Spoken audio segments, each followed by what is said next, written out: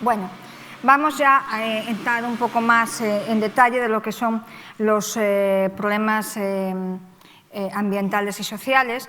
La afectación ambiental directamente sobre el territorio, bueno, pues como les comenté antes, tiene que ver con la declaración de impacto ambiental y puede ser en las tres fases fundamentales, ¿no? La construcción, después en la explotación, el desmantelamiento, bien sea parcial, por repotenciación, que ya lo vimos, alguna de estas cuestiones ya la hemos comentado, o lo que se llama el desmantelamiento total por clausura definitiva, que es cuando se decide cerrar el parque eólico, es decir, cuando acaba el fin de su vida útil. Eso va a depender pues, de lo que esté establecido en el contrato, ¿vale? De lo que es el contrato de explotación. Como principales impactos ambientales, ustedes ya los conocen, simplemente por hacer un recordatorio desde el punto de vista físico y biológico, pues sobre la flora y sobre la fauna, sobre la unidad global del paisaje, sobre el clima o sobre la hidrología, por ejemplo, superficial. Desde el punto de vista socioeconómico, bueno, pues la gestión territorial y del patrimonio cultural, fundamental, el patrimonio ambiental y también, obviamente, sobre los modelos de desarrollo, sobre la población y sobre el entorno, incluso modelos geográficos y económicos bueno, que tienen una envergadura que va mucho más allá. En el caso de la eólica terrestre, sí que se han puesto medidas preventivas, tanto en la realización general de la obra, aquí sí que ha habido mucha evolución, desde el año 95 hasta la actualidad, en lo que es la reposición de la vegetación a la hora de apertura de accesos, o como puede ser la restauración de las superficies, o incluso el tratamiento de los residuos. Pero, insisto, esto aquí son valoraciones generales y no todas las empresas hacen igual las cosas. Como les decía antes, ha habido empresas y hay empresas que hacen las cosas muy bien o bien, pero hay empresas que pues no lo hacen tan bien y por lo tanto al final lo que tienen enfrente es oposición por parte de la ciudadanía. En el caso de la eólica marina, también tenemos ese impacto multifactorial al que les comentaba antes y por distintos motivos, es decir, por prácticas generales de obra, por cuestiones hidrodinámicas, como nos comentan los físicos o los geólogos, campos electromagnéticos, por el sonido que pueden provocar, en la propia actividad naval y también, obviamente, en la comunidad local, provocado, pues, por ejemplo, por las distancias y que provocan impactos visuales o que puede, en algún caso, pues incluso disipar lo que sería bueno, pues el disfrute de una playa. ¿Esto de qué va a depender? Bueno, hay muchos estudios concluyentes, todos estos estudios se los he incluido al final de la presentación, en las referencias bibliográficas, pero es verdad que muchos de esos autores dicen que, aparte de estos datos que son concluyentes, todavía necesita estudiarse más en profundidad y en detalle estas actuaciones. ¿Por qué? Bueno, porque a su juicio uno de los elementos clave va a ser lo que sería el impacto de los anclajes de los aerogeneradores en el mar. En tierra lo tenemos muy claro, tenemos que hacer una zapata y ya está. Pero en el mar es distinto y puede haber, pues, por ejemplo, cambios físicos potenciales que puedan provocar alteraciones pues, sobre bancos de peces que inicialmente no tendría por qué verse afectados por la ubicación de un aerogenerador, pero que a la larga sí que puede verse afectado y por lo tanto puede alterar pues, la riqueza pesquera de la que vive una determinada zona geográfica y que eso debería de tenerse en cuenta. Por ejemplo, hay tres tipos de anclaje en la eólica marina, que depende de la profundidad y obviamente cada una de ellas tiene un impacto y tiene un coste económico, ¿vale? El fijo es el más utilizado. ¿Vale? Estos son fijos, los tres, pero son de distinto tipo. El monopilote, que tiene una única base, el trípode, que es una base con tres pilotes, como tres postes anclados, y después está el jacket, que bueno, la diferencia que tiene con el anterior es que normalmente tiene 4 anclajes, ¿vale? Pues es un jacket de 4. Bueno, ¿cuál es la diferencia para usar uno u otro según los técnicos? La profundidad. ¿Vale? Entonces, en las zonas menos profundas nos vamos a ir al monopilote, normalmente también más barato, pero cuando tenemos que actuar ya en profundidades mayores, bueno, pues la actuación ya es mucho más seria y, por lo tanto, aparte de costosa económicamente, también tiene más impacto sobre el fondo marino. Después está el anclaje flotante, que los expertos recomiendan para mayores profundidades. Pero es curioso, aunque lleva ya bastante tiempo en desarrollo, ha sido uno de los menos utilizados. Hay que destacar el caso de Escocia, que es el único país que sí que ha apostado por la eólica flotante. Ventajas que puede tener, tiene ventajas económicas desde el punto de vista del coste y desde el punto de vista, pues, por ejemplo, de los biólogos marinos, nos dice que es más inocuo y más respetuoso con el fondo marino. ¿Por qué? Porque lleva unos anclajes a modo de cables que los anclan a distinta distancia y por lo tanto lo que hace es flotar, oscilar con las corrientes marinas, ¿vale? Entonces, bueno, hay muchos estudios que no solamente desde el ámbito económico que están bueno, apostando y pidiendo que por favor, si se tiene que instalar, que se instalen, si es posible, este tipo de anclajes. Bueno, hay que tener en cuenta que sea cual sea el anclaje, aquí faltan otros elementos importantes. ¿Y cuáles son? Bueno, pues que estos aerogeneradores van a tener que estar unidos a un cable de conexión que va a llevar la electricidad a una subestación localizada en tierra, con lo cual ahí vamos a tener que hacer también instalación y que a partir de ahí se lleva a la red. Vamos a tener que hacer instalación si no se aprovecha una subestación que esté en tierra ya construida y que tenga capacidad de evacuación, que eso habría que verlo, ¿vale? Porque en alguno de los parques eólicos que hemos estudiado de la propuesta, que les comentaré a continuación del Ministerio, sí que ha habido uno que estaba localizado en la costa de Lugo y otro que estaba localizado en Levante, donde la empresa promotora era de las pocas que proponía pues para minimizar el impacto que se pudiese usar ya pues, digamos, la instalación de una subestación que estaba próxima. Y claro, nos sorprendió porque de los 40 proyectos, 40 y pico presentados, pues eran 2 los que realmente justificaban el impacto sobre el entorno y ponían encima de la mesa actuaciones paralelas para minorarlo. Con lo cual, por eso digo, hay empresas que sí tienen cierta sensibilización con esta problemática. Entonces, más indicios de impacto. Bueno, el ruido, obviamente, en la fase de construcción hay que tener en cuenta que estamos realizando una construcción que clásicamente se hizo en tierra, la vamos a colocar en el mar y por lo tanto la base y la forma de realizarla pues tiene sus peculiaridades.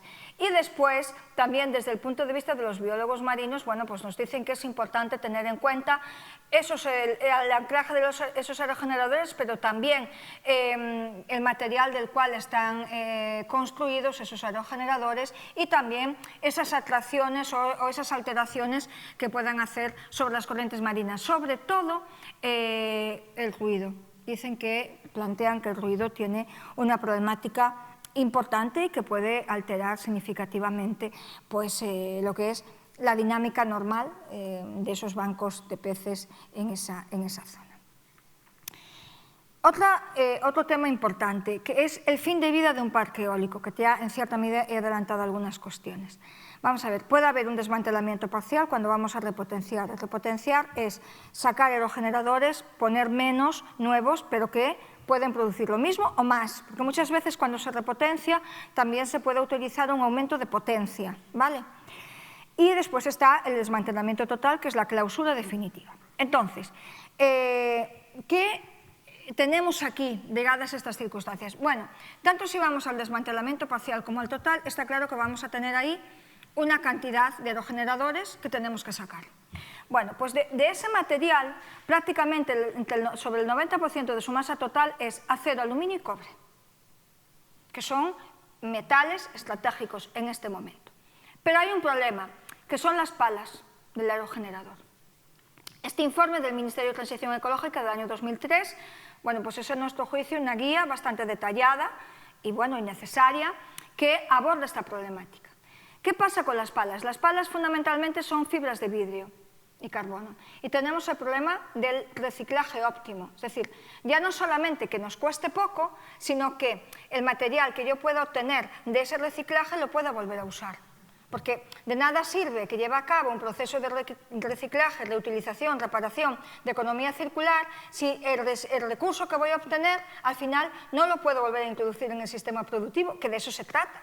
Se trata de que un elemento que a priori puede ser un residuo no lo sea, que todavía lo pueda volver a meter en el círculo de la producción y, por lo tanto, que ahorro, digamos, recursos vírgenes, con lo cual estoy frenando la desmaterialización, ¿no?, de la economía. Entonces, ahí tenemos la importancia del mercado secundario para activos reutilizables. Hay que decir que prácticamente hasta el año 2010, cuando llevábamos a cabo un proceso de repotenciación o desmantelamiento definitivo, ¿qué hacía? Estos aerogeneradores iban a un mercado de segunda mano, normalmente a países que estaban localizados en la zona este de Europa o en África, y tenían salida allí, ¿vale? Allí se le ampliaba la vida. Ahora ya no estamos hablando tanto de esto. Ahora estamos hablando de que estamos situados ante una situación crítica, que ya tenemos escasez de determinados elementos, no solamente materiales y tierras raras, sino elementos, conductos que necesito para mis aerogeneradores, y si todavía sirven, los tengo que sacar de los que estoy desmantelando, ¿vale? Que esto es economía circular. Entonces, tengo otro tema importante, que es la restauración de superficies. Imaginémonos que da igual que vaya a repotenciar que vaya a clausurar. ¿Qué pasa con las zapatas de cemento y de hormigón? ¿Qué pasa con los conductos por donde han ido los cables que evacúan la electricidad? ¿Qué pasa con la subestación?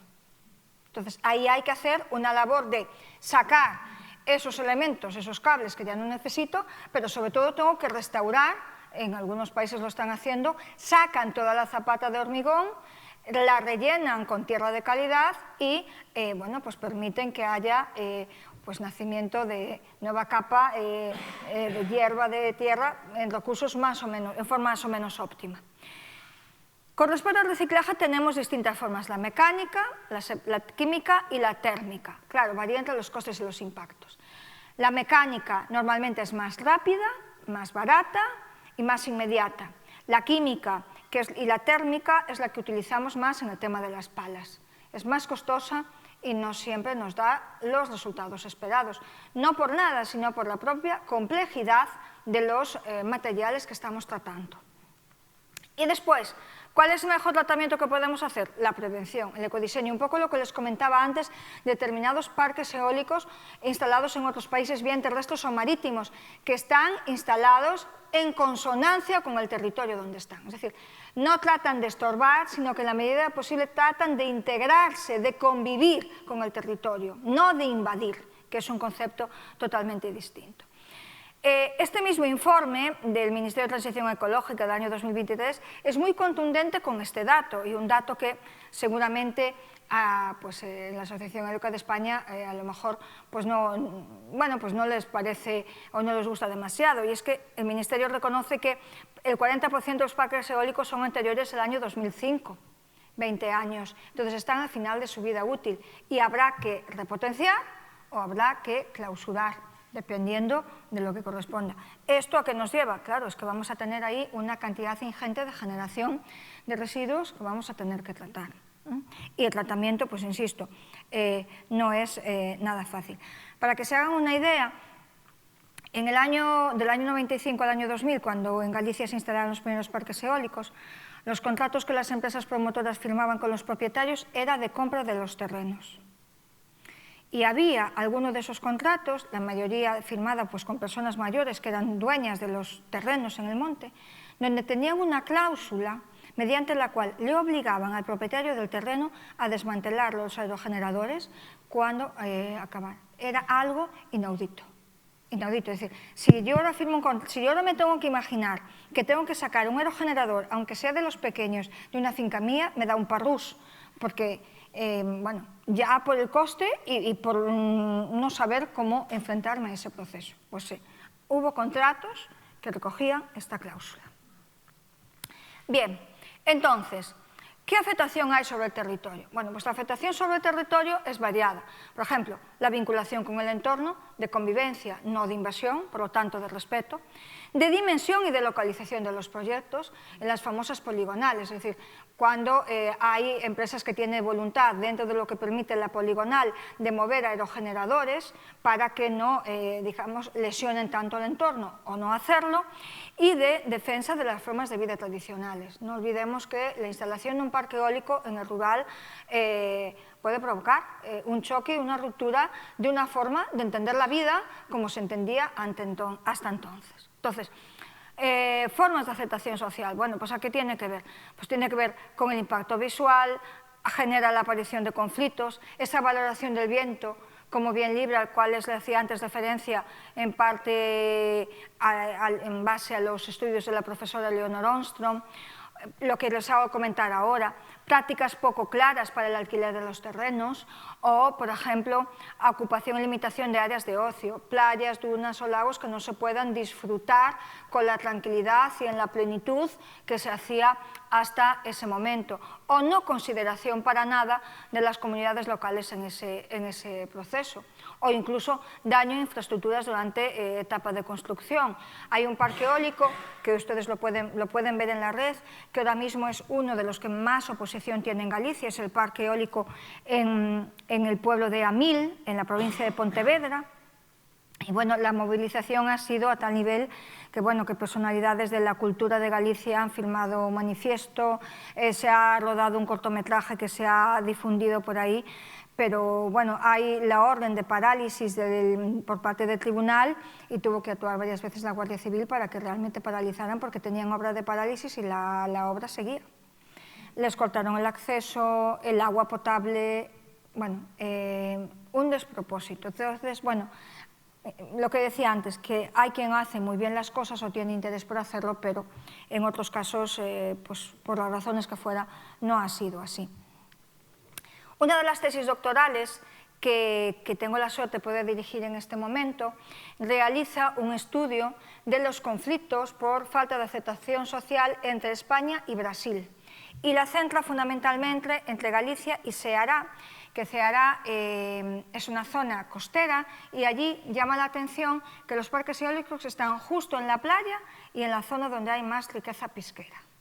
Entonces, bueno, Lucía Paz y Nicole Sousa de Florentino pues han presentado este proyecto justo con el profesor Cortés de la Universidad de La Coruña y yo misma hace 2 semanas en el Congreso de Economía Mundial en Sevilla y bueno, se vio en qué afectaba y vemos que al final había rasgos muy coincidentes. Afectación sobre el sector primario, bien sea la pesca tradicional, la ganadería, la agricultura. Si lo trasladamos a Lanzarote, pues también afectaría a estas prácticas.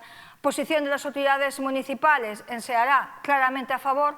En Galicia nos encontramos de todo. Hemos encontrado autoridades municipales en contra de ese movimiento y otras, bueno, pues que o no se pronuncian o se pronuncian ambiguamente. ¿Cómo afectan a la comunidad local? Bueno, hay comunidades tradicionales, en el caso de Galicia, las comunidades de montes, a los montes en propiedad o régimen común. ¿Quién ha liderado la protesta?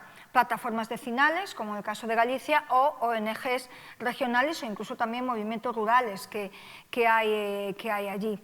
Participación social, bueno, en alguno de estos casos aquí se han estudiado, pues no ha habido una movilización, no por nada, sino en muchos casos por miedo, ¿no? Incluso pues por represalias. Represión social, aquí está, en algún caso represión social, sí, en Galicia no, pero bueno, la organización, en los casos que estamos estudiando aquí, en estos en particular, no la ha habido, en otros sí. Hay una plataforma, la que les comentaba antes, eólico sí, pero no así, que ahora está canalizando y muchísimo, ¿no?, este tipo de actuaciones. Pero sobre todo eso, vinculación con la tierra. Bueno, pues en estos casos, un lado por carácter espiritual y religioso en Brasil, pero por carácter histórico en el caso de Galicia. Unanimidad. Falta de credibilidad, de compromiso, de transparencia. Eso lo dice todo. Cuando a la hora de plantear estos proyectos, desde el punto de vista de las administraciones y desde el punto de vista de esa evaluación ambiental, se ve que la norma no respalda a esa comunidad local cuando las evidencias científicas y técnicas están encima de la mesa. Este mapa lo pueden consultar, es el Atlas de Justicia Ambiental, que además uno de sus padres estuvo aquí con ustedes, que es el profesor Joan Martínez Alier, lideró este proyecto. Bueno, pues aquí simplemente hay una selección de lo que sería conflictos que hay en el mundo con base en energías fósiles. Tienen una leyenda que les permite seleccionar energías fósiles, renovables, biomasa. No la seleccioné porque cuando la vi no íbamos a ver nada, estaba todo punteado, entonces lo puse a propósito para invitarles cuando lleguen a casa o cuando gusten, que busquen el mapa mundial de justicia ambiental y que cliquen según la leyenda. Les aseguro que no van a quedar indiferentes. Entonces son alteraciones que tienen impacto en las comunidades locales por falta de compromiso a la hora de desarrollar este tipo de actuaciones. Si esto se hiciese de otra forma, ese modelo danés win-win, que sería el que tiene que ser, imperaría en más territorios. Pero da la impresión de que estamos asistiendo a un proceso de neocolonización donde hay una nueva explotación de recursos actualizando prácticas de épocas pasadas. Nos vamos a retos del futuro. La eólica marina en España. Bueno, hay un informe que a mí me parece muy importante, que es del Tribunal de Cuentas Europeo del año pasado. Está libre en la red, por lo menos hasta el lunes estaba, en español y en inglés, creo que en francés también. Y en la página, es un informe muy corto de leer, pero en la página 28 y 29 hace referencia tanto explícita como implícita a la eólica marina. Y ahí he recogido una selección de 4 frases que me parece que para que el Tribunal de Cuentas Europeo esté tirando de las orejas sobre este tema, cuando no es estrictamente de su competencia, algo se está escapando y se debiera de tener en cuenta. Por un lado dice que el despliegue de energía renovable marina plantea una serie de problemas prácticos, sociales y ambientales que todavía no han sufrido o no han tenido la suficiente atención. Entonces, un alto tribunal económico, por decirlo de alguna forma, está alertando sobre consideraciones que no son de recibo si queremos tener un desarrollo sostenible y sostenido en el tiempo. Pero no se queda ahí, sino que dice que el espacio marítimo nacional de cada país debe ordenarse. Y ahí hay que ayudar a las autoridades nacionales a asignar el espacio marítimo a usos distintos, evitando conflictos y protegiendo el medio ambiente. Más claro, agua. Evitando conflictos y protegiendo el medio ambiente. Proteger el medio ambiente significa proteger las corrientes marinas, los fondos marinos y proteger, entiendo yo, los bancos de peces. La Comisión Europea anima a los Estados miembros a utilizar los planes de acción para planificar el desarrollo de dicha fuente de energía, evaluando la sostenibilidad ambiental, social y económica, lo que se llama la teoría de la triple sostenibilidad que el informe Brundtland sacó en el año 1987. Garantizando la convivencia con otras actividades,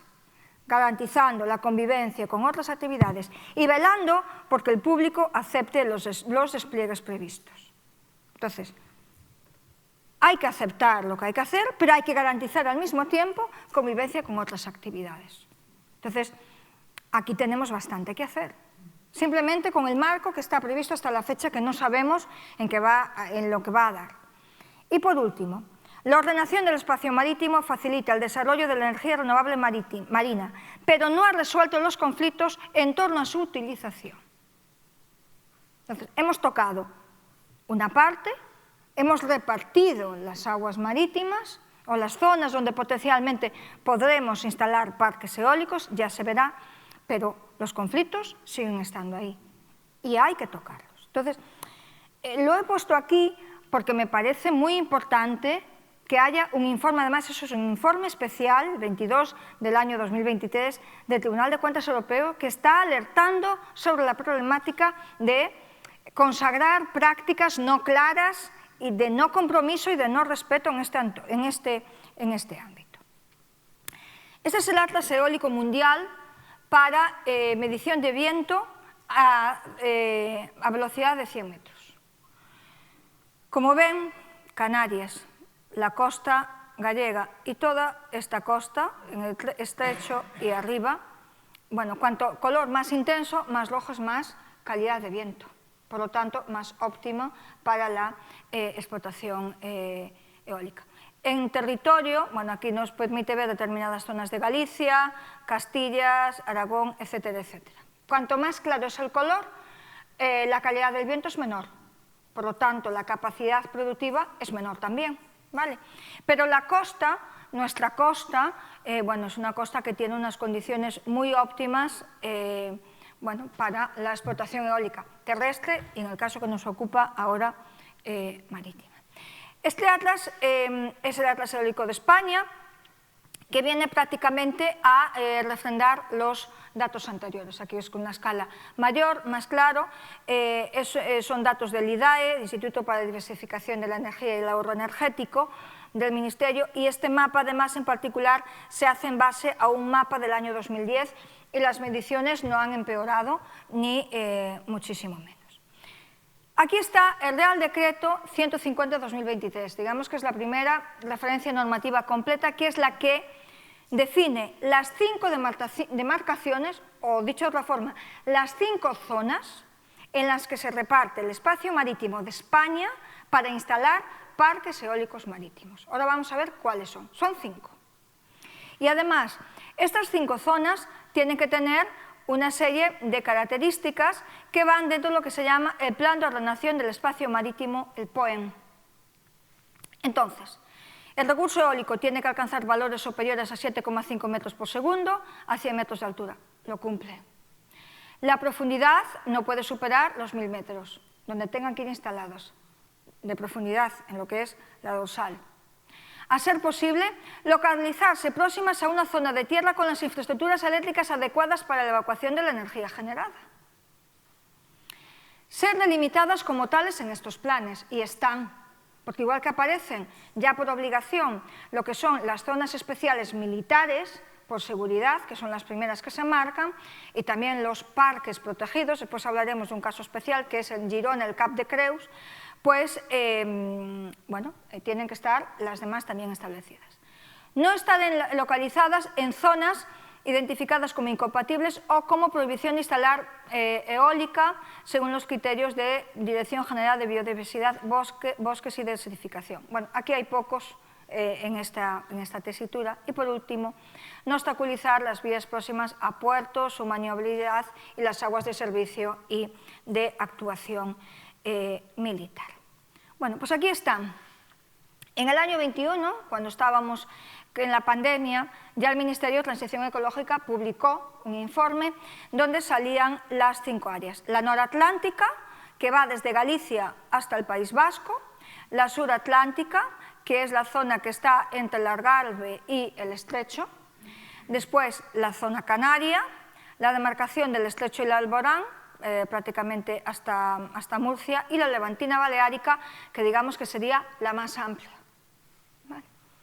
En el año 23, esas 5 demarcaciones aparecen, pero establecidas con lo que serían la restricción, la amarilla, donde puede haber zonas de restricción, la roja, donde teóricamente está prohibida la instalación, la cruzada, bueno, donde hay prioridad de protección biodiversidad, y en azul, alto potencial para la prioridad de la biodiversidad. Entonces, ¿qué quiere decirse?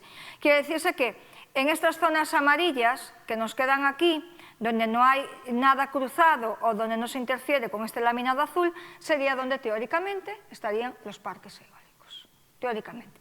En algunos casos, como en el caso de Galicia, es muy curioso, porque aquí hay este cuadradito de zona de prohibición. Bueno, pues aquí, aunque apenas se ve, en esta zona de paso, entre ambas zonas prohibidas, ahí sería donde irían los parques eólicos establecidos. O sea, entre 2 zonas prohibidas. Es un poco curioso, ya no desde el punto de vista económico, que nosotros tenemos que valorar lo que cuesta, pero por lo que nos comentan nuestros compañeros biólogos marinos, ¿no? Que llama bastante la atención, Y en el caso de las Islas Canarias, prohibido, pero aquí tenemos estas zonas, esta zona amarilla, y aquí también zonas más minúsculas.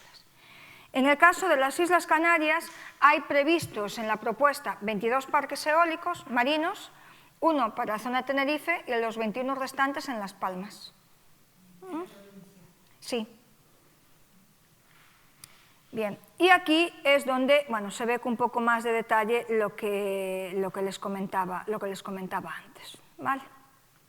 Bien, cuestiones a tener en cuenta. Bueno, aquí tenemos, pongo 4 de las 5 demarcaciones porque la subatlántica no se ha establecido, no se ha pedido ningún parque eólico para instalar. Recordemos que es la zona entre el Algarve portugués y el Estrecho. Ahí no ha habido ninguna petición de momento para instalar. Y nosotros hemos estudiado los datos publicados en lo que sería el registro de actividades del Ministerio. Son datos de acceso público, se pueden descargar y de ahí se analizan, ¿vale?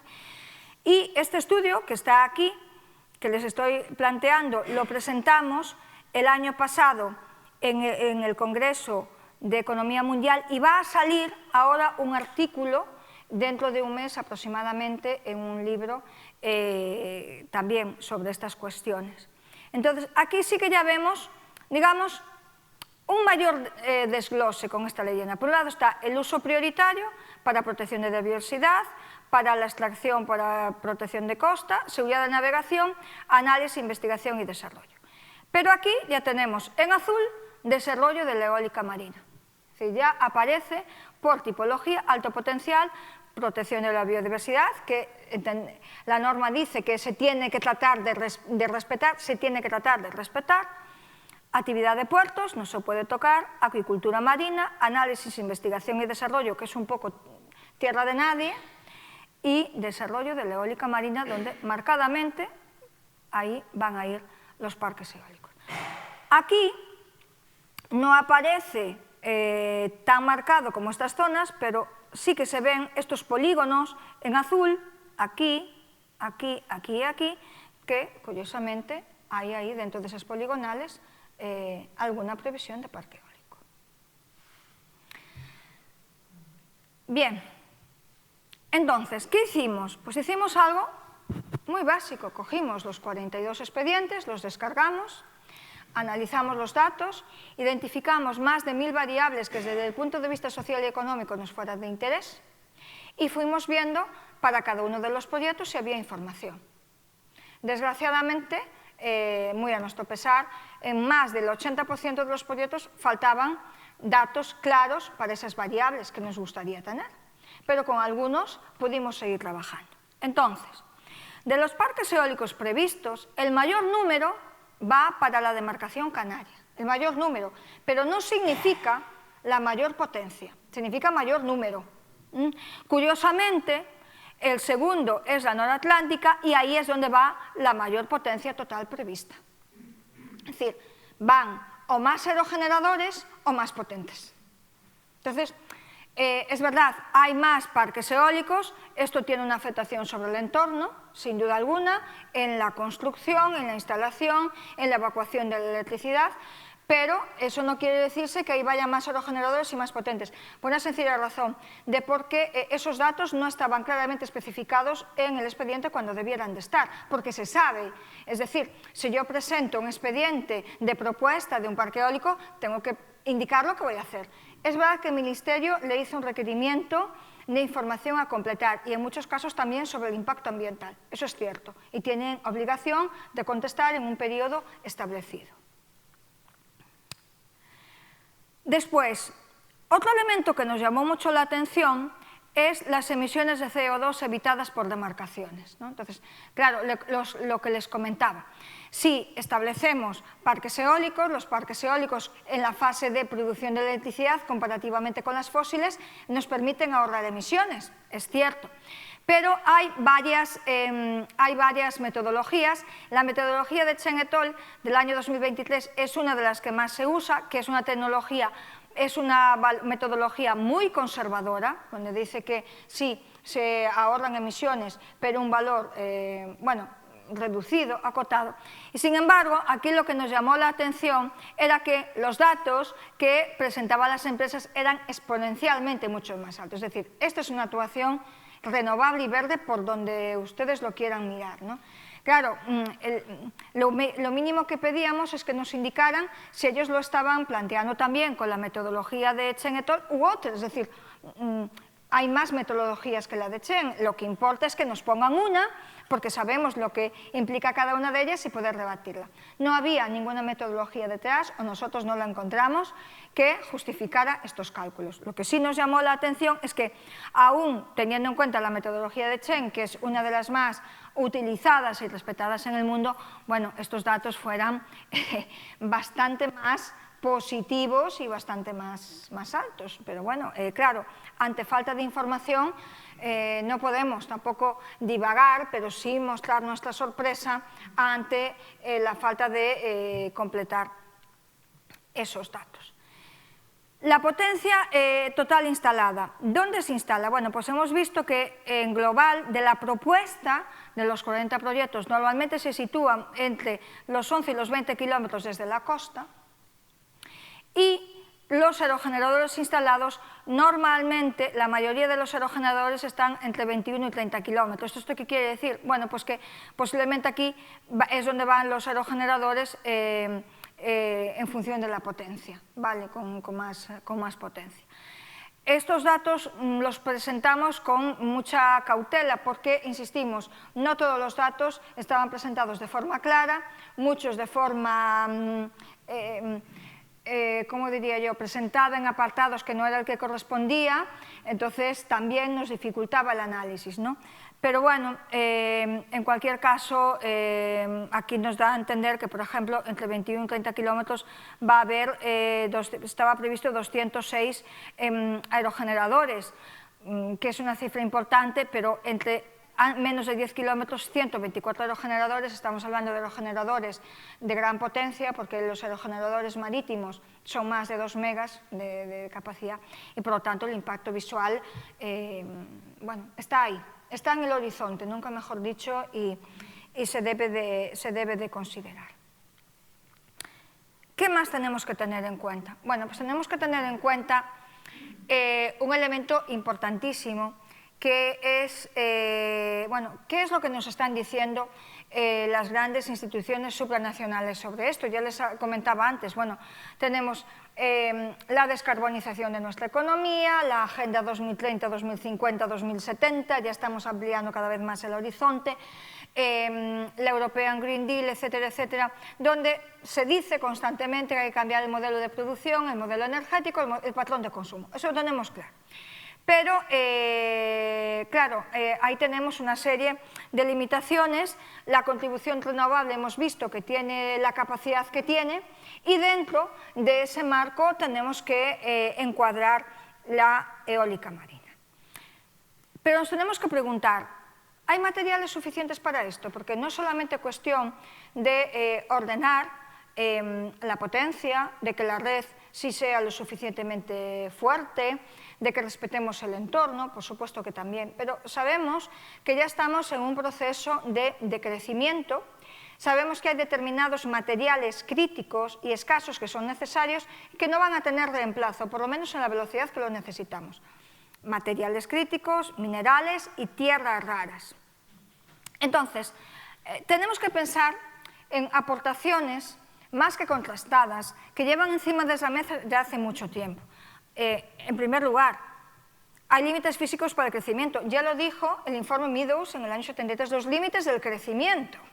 Ya avisaron, y con las aproximaciones que han hecho, han clavado lo que ellos planteaban. El profesor Naredo no se ha quedado atrás, es decir, la economía ecológica, ¿qué pone encima de la mesa? Pone encima de la mesa la escasez de los recursos.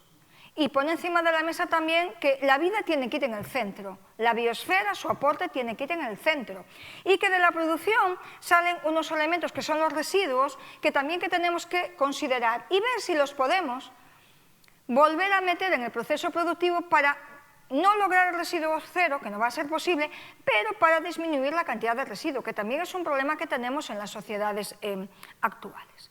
Entonces, claro, tenemos que gestionar la sustentabilidad o la sostenibilidad con esos cambios constantes en el entorno. Entonces, claro, ¿en qué escenario estamos? Bueno, pues estamos en un escenario donde podemos tener materiales, tierras raras, minerales, que sean críticos cuando sea el caso, pero que puede ser fundamental para mantener la economía tal cual la conocemos hasta el día de hoy.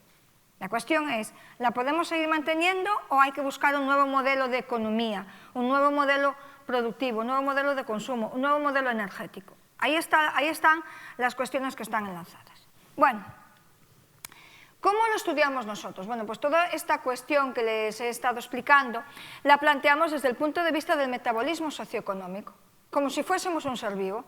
Un ser vivo tiene un metabolismo que no es más que a medida que va viviendo, necesita incorporarse de recursos, dotarse de recursos para realizar sus necesidades fisiológicas para vivir. Bueno, pues una economía exactamente igual. Entonces, empleamos la metodología de la profesora Marina Fischer-Kowalski de la Universidad de Austria, que nos permite entender cómo funciona la economía, cómo funciona una empresa, cómo funciona un entorno, un territorio determinado, en base a las relaciones que tiene para apropiarse de los recursos que necesita, de dónde vienen y en qué cantidades, y qué residuos genera y cómo se tratan, qué impactos genera y cómo se tratan, cómo se evitan o cómo se palían, que también es otra forma de actuar. Y ahí está la huella y la mochila ecológica. Huella ecológica, el impacto que nuestras actuaciones tienen sobre el entorno. Mochila ecológica, la incorporación de todos los materiales para un elemento desde que nace hasta que desaparece.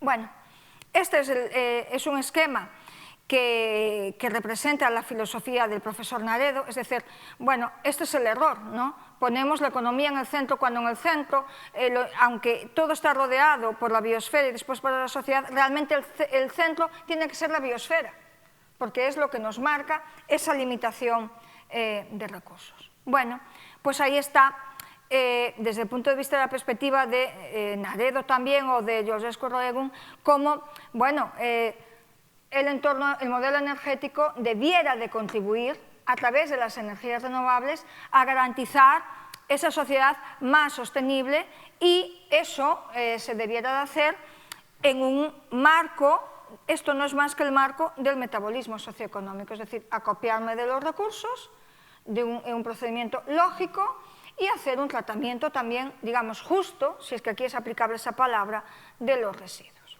Bueno, pues aquí aparece algo muy importante que es la trampa de la energía. Y la semana que viene, que van a tener aquí a mi amigo Óscar Carpintero, él también podrá hablar algo de esto. ¿Qué es la trampa de la energía? Bueno, vamos a ver. Hemos comentado que para poder llevar a cabo el desarrollo renovable necesitamos determinados materiales críticos. El litio, pues no es el único, el cobaltio, el indio, el cadmio, el rodimio, muchos de ellos. Nos lo dicen pues, los compañeros de la Universidad de Zaragoza, de Alicia Valero, su padre, y Guiomar Calvo. Bueno, pero ya en el año 2021 la Agencia Internacional de la Energía y los profesores Carpintero y Nieto y nosotros, con una publicación del año 2023, pudimos demostrar que el desarrollo renovable había provocado un incremento del consumo de materiales y además un incremento del consumo de energías fósiles para obtener dichos materiales. Es decir, a ver, queremos hacer un modelo energético más renovable, pero para poder instalar esas energías renovables tenemos que obtener recursos.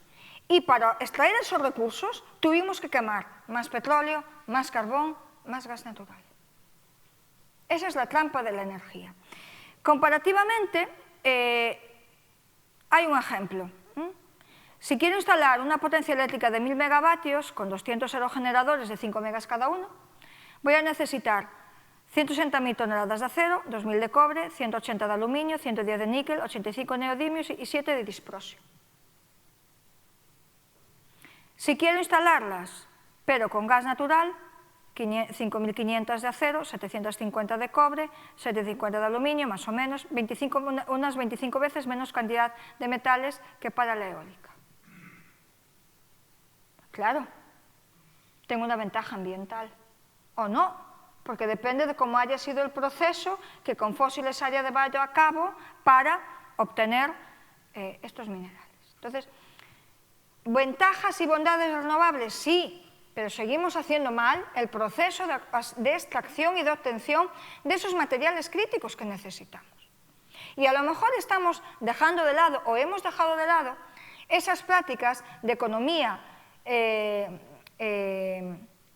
reciclaje, de economía circular, que nos pueden ayudar a no cometer estas atrocidades. De hecho, la trampa de la energía, el Banco Mundial, en uno de los informes, la denominó la trampa de la pobreza y recibió algunas críticas.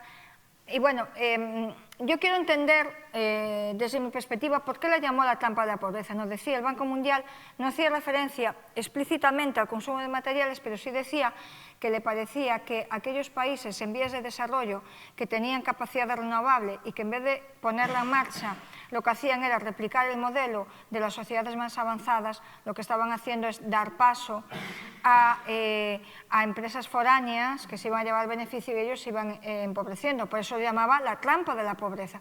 Y desde esa perspectiva, pues sí, me parece que está bien definido, ¿no? Entonces, nos estamos equivocando en cómo seguimos haciendo los procedimientos. Es decir, por eso les decía al principio, un modelo fósil hegemónico que ha cambiado para seguir igual. Ha cambiado, ha dejado entrar las renovables, han entrado, pero el modelo fósil sigue estando detrás para poner en marcha las renovables. Entonces, a ver, ni come ni deja comer. Es que es una cuestión un poco peculiar, ¿no? Entonces, ¿esto qué ha llevado? Bueno, ha llevado a una cuestión lógica, que ya lo vimos en uno de los gráficos, aumento de los precios de las materias primas críticas. Y cuidado, porque muchas de esas materias primas críticas están en territorios también críticos. Rusia es una de las principales proveedoras de muchos de estos materiales críticos, ¿vale? Otros están en países del centro de África. Otro país exportador importante, Brasil o Chile. Pero Rusia sigue teniendo liderazgo. En Ucrania también hay reservas importantes de algunos materiales críticos para la elaboración de componentes de aerogeneradores y de placas fotovoltaicas. Y está en una zona de conflicto bélico. Bien, entonces se duplicaron los precios, como vimos antes, pero aparte de esto, esto tiene que ver con lo que puede ser violaciones de derechos humanos en muchos de estos territorios, con las prácticas ahora de extracción o, por ejemplo, problemas de salud en las comunidades locales afectadas, de cómo se llevan a cabo los procesos de extracción que no reúnen las medidas de seguridad, de higiene, etcétera, etcétera, idóneas para estos procesos. Y, bueno, y después están los impactos en el proceso de construcción. Bueno, no es lo mismo construir un parque eólico que construir una central nuclear. Pero decimos, es que la central nuclear no emite emisiones GEI. No emite emisiones GEI, es cierto, pero tiene residuos nucleares. ¿Cuánto tiempo lleva a construir? No emite emisiones GEI al quemar el uranio. Ojo, ¿cuánto tiempo lleva a construir una central nuclear en promedio? ¿Cuántos años? Más de 10. Más de 10. ¿Qué pasa si hay una fuga nuclear? ¿Qué hacemos con los residuos radiactivos? Entonces, si explicamos las bondades y las desventajas, expliquémoslas todas. Pongamos encima de la mesa todas. Por ejemplo, hay alguna corriente que dice, si usted quiere fijar el precio del kilovatio eólico, impútele la nuclear, digamos, un valor creciente por el impacto sobre la salud potencial por una fuga nuclear. Hay una corriente en Francia, científica, que lo defiende. Es decir, una corriente para fijar precios imputando costes ambientales totales. La discusión está servida, pero muchas veces de la discusión, de la discrepancia, es cuando salen precisamente métodos más claros y más completos de valoración. Lo que les comentaba antes, cobre, siliconas, tierras raras, litio, cómo han incrementado sus precios, cómo se ve su tendencia alcista, y en los escenarios en el azul, el actual, el intermedio, el naranja y el verde, de emisiones netas cero. En cualquiera de los escenarios, hasta en el más verde, por decirlo así, o más renovable, los precios seguirán subiendo, porque la cantidad escasea.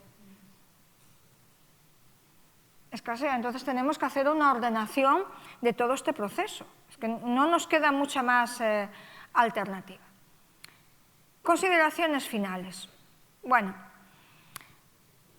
Hace ya mucho tiempo, no es desde ahora, yo creo que hace ya más diría 20 años sí, porque quienes me enseñaron a mí ya empezaron a hablar de esto, pero ahora todavía con más fuerza. El triálogo energía, biosfera, materiales es necesario. Ahora podemos decir que es imprescindible y que no se puede aplazar más. No se puede aplazar más porque tenemos encima de la mesa los problemas. En el año 2021, como les decía antes, la fábrica Stellantis de Vigo paró la producción. Y paró la producción porque no le llegaban chips para los coches, eléctricos o no eléctricos.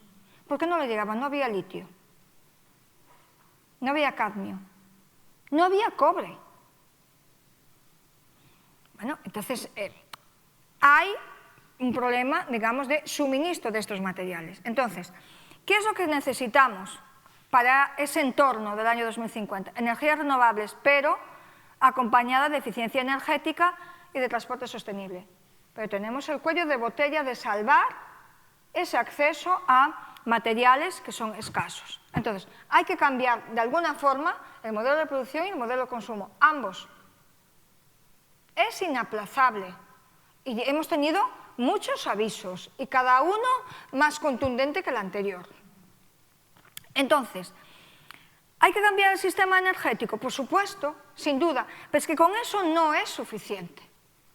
Hay que también cambiar el modelo de consumo de materias primas vinculado al modelo energético y yo me atrevería a decir no solamente vinculado al modelo energético, al modelo de consumo en general. Entonces, claro, esto porque viene acompañado por esas asimetrías en el proceso. Es decir, tenemos un modelo de desarrollo, en el caso de las renovables, asimétrico y no inclusivo. Beneficios en manos de fondos de inversión, buitres o no buitres, como quieran llamarlos, fondos de inversión internacionales, que han provocado falta de selección social, lesión ambiental y al final, pues que los tribunales de justicia sean los que tengan que marcar la sintonía, ¿no? El ritmo del avance. Si este modelo ha fallado, ¿por qué lo vamos a replicar? Y lo preguntamos porque hay miedo en el horizonte de que algo similar vaya a hacerse en la eólica marina, a pesar de los avisos, como acaban de ver, del Tribunal de Cuentas Europeo. Una propia institución de la Unión Europea alerta sobre posibles fallos de la Unión Europea. ¿Qué es importante hacer? Gestionar lo que llamamos capital mineral del planeta. Es clave para, no digo solucionar el problema, pero empezar a atajarlo. ¿Por qué? Porque estos minerales lo tenemos en la tecnología, en la biomasa, en la eólica, fotovoltaica, lámparas de bajo consumo, baterías, turbinas de alta prestación, automóviles eléctricos, catalizadores, en los discos duros, en la nuclear. Y estos son metales, minerales, elementos químicos escasos. Cada vez hay menos, o de difícil acceso a los mismos, o que están en profundidades que técnicamente y económicamente no son asumibles. Porque ya saben que si no sale a precio, no se va a hacer, el mercado no lo va a querer, no lo va a permitir. Entonces, eso también tenemos que ponerlo encima de la mesa. Entonces, ¿qué es lo que notamos en falta? Necesitamos instrumentos conceptuales y creemos que se pueden conseguir. Claro, es decir, bueno, pues por ejemplo, Naciones Unidas o la institución que sea tiene capacidad para encima de la mesa plantear lo que es un sistema legal de gestión de cómo se va agotando el capital mineral del planeta. Tenemos estadísticas que nos dicen de las cantidades que van quedando de determinados minerales y por territorios. Claro que las tenemos. Y las van actualizando, algunas son privadas y tenemos acceso cada año, cada año y medio, cuando tienen fondos. Pero, por ejemplo, Naciones Unidas podría perfectamente dar esta información. O el derecho internacional. ¿Cuánto tiene que decir el derecho internacional en la gestión global de los recursos? Dentro de cada territorio, bueno, pues el derecho, pues el administrativo, el derecho ambiental, el derecho de la energía. Pero, por ejemplo, en el ámbito marítimo. O, por ejemplo, lo que es el impacto ecológico de la dispersión de los materiales en toda la cadena de valor. Desde que vamos a extraerlo, con sus impactos, hasta la dispersión, desaparición de los mismos. porque ahí hay una responsabilidad. Hay una responsabilidad global, ¿no? Y ahí está, considerar el impacto global de la degradación, desde todos los ámbitos, empezando por el marco jurídico, el normativo, el del derecho que hablábamos antes, el derecho internacional, por ejemplo.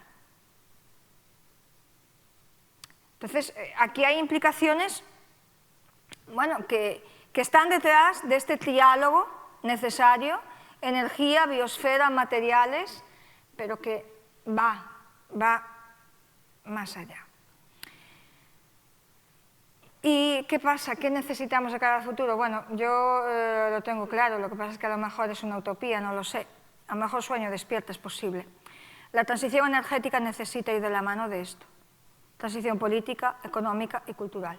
La cultural me parece factible porque está en nuestras manos, pero la económica y la política me parece más difícil de conseguir y es necesaria. Está claro que no podemos seguir porque perdemos todos, hasta quienes creen que están ganando, a mi juicio están perdiendo clarísimamente. Clarísimamente. Claro, al final quienes más perdemos somos los que estamos en la escala baja de la escalera, pero con este sistema insostenible perdemos todos y todas. Y hay lecciones recientes que no hemos tenido en cuenta. La Unión Europea se ha dado cuenta de bruces de que es altamente dependiente energéticamente. O dicho de otra forma, que duele más, es que tiene escasez energética. Ya lo sabía, pero a lo mejor no lo quería asumir. Con la guerra de Rusia y Ucrania ha quedado más que claro. Ha quedado más que claro. Y es una debilidad peligrosa, muy peligrosa. Por otro lado, la movilidad, de momento, de personas y mercancías, por lo menos a gran escala, sigue dependiendo del petróleo. Por eso sigue habiendo la hegemonía fósil. En avión, seguimos dependiendo del petróleo. El transporte de mercancías por carretera, seguimos dependiendo del petróleo. Esto no quiere decir que la ciencia avance y que dentro de unas décadas tengamos otros sistemas, pero es que la ciencia necesita tiempo para avanzar. Y hay que contrastar los avances, y de momento, los avances que hay no nos permiten hacer un transporte eléctrico masivo de personas. De momento, que yo sepa, el avión eléctrico yo no lo he visto, ni he escuchado nada de un prototipo que sea factible. Pero la ciencia seguirá avanzando y llegará, seguramente que llegará. Después, relacionado con eso, las energías renovables seguirán siendo complementarias y muy importantes para la producción de electricidad, pero seguirán siendo complementarias. Seguirán siendo complementarias. De momento, ese es su papel. No van a ser sustitutivas de la energía fósil. Es que no están diseñadas para ello. No es ese su sentido. Si queremos que el desarrollo renovable genere esos beneficios, ese sistema win-win tiene que ser incluyente, tiene que ser inclusivo, sea con el modelo danés, sea con uno parecido. Pero la única forma de que funcione es que tiene que incorporar a todos los agentes implicados. Y esto tiene mucho que ver con la pobreza energética. No nos durmamos. Y este es un reclamo para quien tiene capacidad de gestionar y de poner en marcha políticas contra la pobreza energética. La mejor política contra la pobreza energética es aquella que pueda anticiparse y prevenirla. Y tenemos una gran experiencia encima de la mesa de países que llevan muchos años haciéndolo. Insisto, no tenemos que copiar, no tenemos que copiar absolutamente nada. Tenemos que aprender, estudiar lo que han hecho quienes nos llevan ventaja y adaptarlo a nuestra realidad, a nuestras debilidades, que no son las mismas que la que tienen nuestros países vecinos, no, cada uno tiene su idiosincrasia, su realidad, y conforme a eso podremos actuar. El café para todos en el ámbito de la energía no sirve. Aquí hay que conocer las debilidades y transformarlas en oportunidades, que fue lo que hizo hace 50 años, nada más y nada menos, Dinamarca. Y, bueno, aquí les dejo una referencia, creo que son más de 30 referencias biográficas que pueden consultar. Todas están disponibles gratis en la red, las que hice referencia en esta presentación, y si necesitan más, pues no duden en pedírmela porque ahí están, pero bueno, que son todos trabajos, investigaciones, informes contrastados y y publicados por la universidad y por otras instituciones públicas que tienen su credibilidad, como no podía ser de otra forma. Muchísimas gracias.